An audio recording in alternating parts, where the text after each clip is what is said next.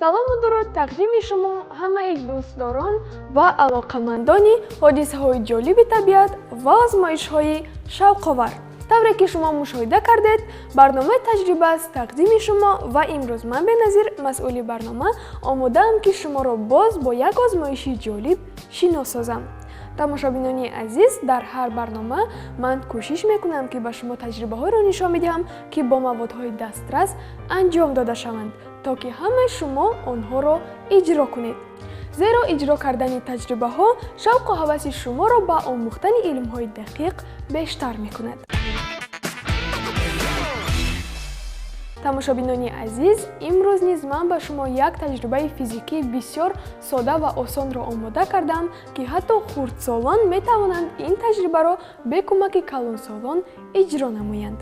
асоси таҷрибаи мо ана ҳамин тӯбчаи тенниси рӯймизӣ аст, яъне бо ин тӯбча мо тенниси рӯймизӣ бозӣ мекунем ва дар барномаи имрӯза ман ба шумо нишон медиҳам ки бо ин тӯбча мо метавонем таҷрибаҳои зиёде анҷом бидиҳем, ки дар барномаҳои дигар ман ба шумо нишон медиҳам. дар таҷрибаи имрӯза мо як таҷрибаи бисёр осонро бо ана ҳамин тӯбча анҷом медиҳем. хуб, тамошобинони азиз, ҳамчунин дар ин таҷриба ба мо лозим аст зарф ва об. ана аз ҳамин се мавод, аниқтараш ду мавод, яъне об ва тӯбча, мо як таҷрибаи бисёр ҷолибро анҷом медиҳем, ки ман умедворам ки ба тамошобинони мо писанд меояд. хуб, биёед бисёр мунтазир намешавем ва таҷрибаро шурӯъ мекунем.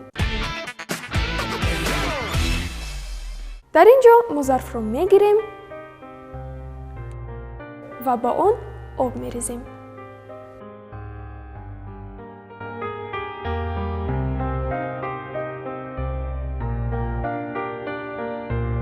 гарм ва ё сард будани об фарқ надорад. хуб, обро ҳамин ҷо мегузорем ва тӯбчаро ба об мепартоем. бубинед, тӯбча дар кунҷи зарф ҷойгир аст. биёед боз тӯбчаро ба мобайн меорем. мебинем ки тӯбча танҳо ба кунҷҳои зарф меравад. биёед як бор дигар. боз ба кунҷи зарф меравад. онро ба мобайн тела медиҳем, вале тӯбча ба мобайн намеравад. танҳо дар кунҷҳои зарф мечаспад. чӣ қадаре ки мо онро тела медиҳем, аммо тӯбчаи мо намехоҳад ба байни зарф равад. фикр мекунам ки шумо ҳадафи таҷрибаи имрӯзаи моро фаҳмидед.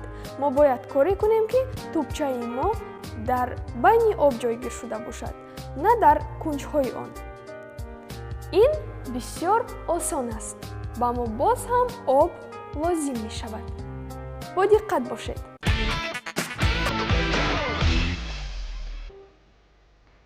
биёед ба зарф об мерезем.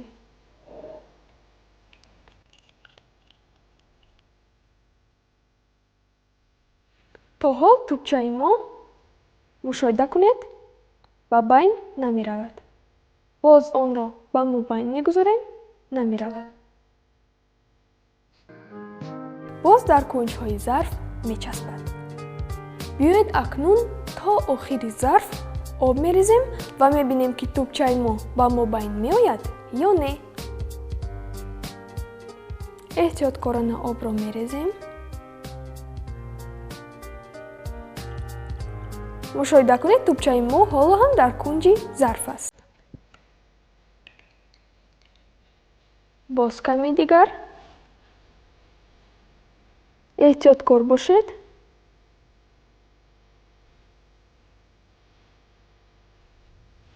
бубинед, тамошобинони азиз, ин ҷо аллакай бе ёрии дастон тӯбчаи мо ба мобайни зарф худ ҳаракат кард. яъне дар ин ҷо мо бо дастонамон кӯмак накардем, аммо тӯбчаи мо худ ба худ ба мобайни зарф ҳаракат кард. Биёед акнун кӯшиш мекунем, ки тӯбчаро ба кунҷи зарф тела бидиҳем. чӣ қадаре ки мо тӯбчаро ба кунҷи зарф тела медиҳем, он боз ба мобайн ҳаракат мекунад. Ба ин тараф, боз ба дигар тараф. бубинед, дар ин ҷо аллакай тӯбчаи мо намехоҳад ба кунҷи зарф равад.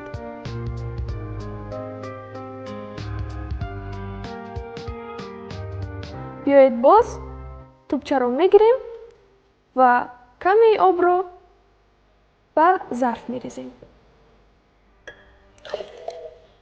оби мо камтар шуд. боз ин ҷо мебинем, ки тӯбчаи мо дар кунҷи зарф ҷойгир аст.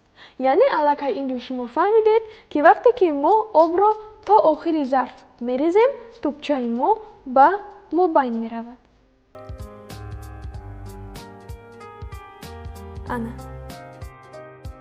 боз тӯбчаи мо дар мобайни об ҷойгир аст ва боз он ба кунҷҳо намеравад. ана тамошобинони азиз, ин буд таҷрибае ки ман имрӯз мехостам ба шумо нишон бидиҳам.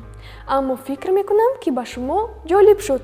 чаро ҳангоме ки об камтар аст, тӯбча дар кунҷи зарф аст ва вақте ки мо ба он об бисёртар мерезем, яъне то охири зарф об мерезем, он ба мобайн меояд ва намехоҳад, ки дигар ба кунҷҳои зарф равад. хуб, биёед сабаби ин таҷрибаро ҳозир мефаҳмем. бо диққат бошед. вақте ки то нисфи зарф об мерезем, аз рӯи кашиши сатҳӣ об дар зарф фурӯ меравад. яъне сатҳи об дар кунҷҳои зарф нисбат ба миёна болотар аст ва тӯбчаи мо маҳз ба баландӣ ҳаракат мекунад. ҳангоме ки зарфро пур аз об мекунем, боз ҳам аз сабаби кашиши сатҳӣ об дар зарф барҷаста мешавад. яъне мобайни об нисбат ба кунҷҳо болотар мешавад ва тӯбчаи мо боз ҳам баландиро интихоб мекунад. барои ҳамин он аз кунҷи зарф ба мобайн ҳаракат мекунад. ана тамошобинони азиз, сабаби ин таҷрибаи ҷолибро низ фаҳмидем. бо тамошои барномаи имрӯза шумо як таҷрибаи навро бо тӯбчаи тенниси рӯи мизӣ ёд гирифтед ва акнун бо ин тӯбча метавонед як таҷрибаи бисёр шавқовар анҷом бидиҳед. тамошобинони азиз, ин ҷо ман бо шумо хайру хуш мекунам. маро дар барномаҳои оянда бо озмоишҳои наву шавқовар мунтазир бошед. хайр, хуш бошед.